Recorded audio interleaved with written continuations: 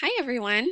I just wanted to make a quick video to show you how to use one of the tools that we're going to be using for our lesson today, and we'll probably use this same tool for future lessons. So I'm on our student website with the lesson for Monday, April 6th. You have already gotten to this lesson if you're watching this video, so hopefully you've already spent some time reviewing your vocabulary.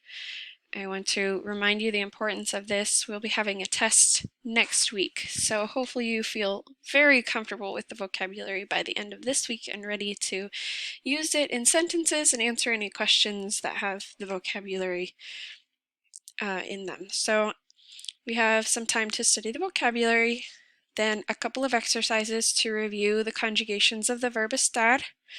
Remember that the verb estar means to be in the sense of location or temporary conditions such as emotions and physical well-being, health, things like that. We use estar. And in chapter 5, we're particularly looking at the use of estar when speaking of locations. So we have prepositions that are related to locations such as next to, near, underneath, behind, etc. that you guys have been studying in your vocabulary and using in your exercises that you went over last Thursday. So these two exercises are to continue practicing that. First one is to practice, and the second one is an auto-evaluation to see how you're doing. So anyway, after that, I haven't posted this video yet, but it'll go right here. We're going to create a visual. I love this tool. It's really easy to embed into websites, so that's one of the reasons I chose it. And I'm going to do the examples right now. So it's called a Padlet, and if you're logged into your Trinity Google account, it should automatically mark that you're entering through that. So we have en la cocina, in the kitchen, right? I'm going to click plus, and I'm going to click this button here to search an image that is related to the kitchen. So I'm going to try typing kitchen, enter. We have several kitchens to choose from. So let's see here. It doesn't matter a whole lot which one you choose, as long as you see something that looks like it has an element to it that you could describe. So right here, I'm going to write something. Each person is going to write a sentence describing the image that they chose. So I'm going to talk about how the microwave is on top of the oven. So I'm going to type el microondas está, remember we use estar when talking about location. I'm talking about the location of the microwave. So el microondas está encima de, on top of, el horno, the oven. Okay, in the title, just put your name. So I'm going to put Mrs. Hazlitt right here. Okay, so that's my example. It's posted.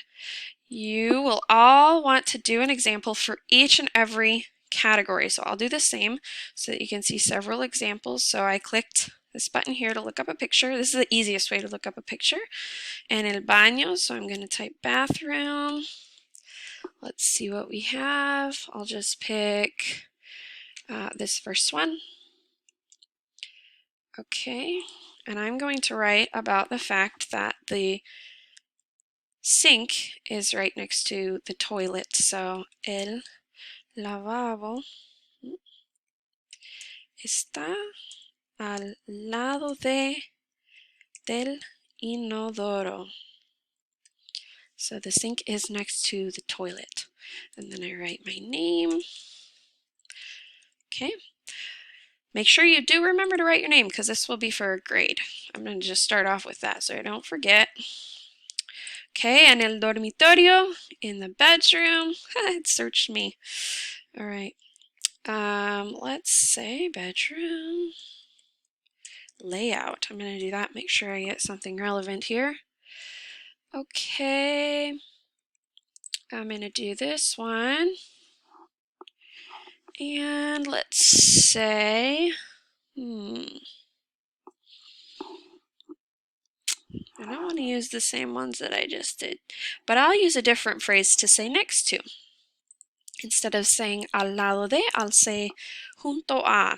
I'm going to say the bed is next to the television.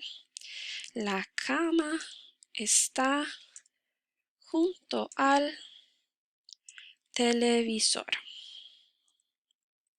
Okay, that looks good. And then one more.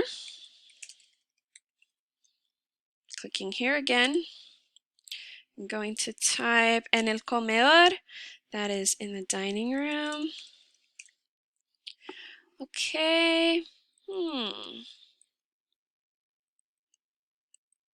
We've got lots of different things here. Okay.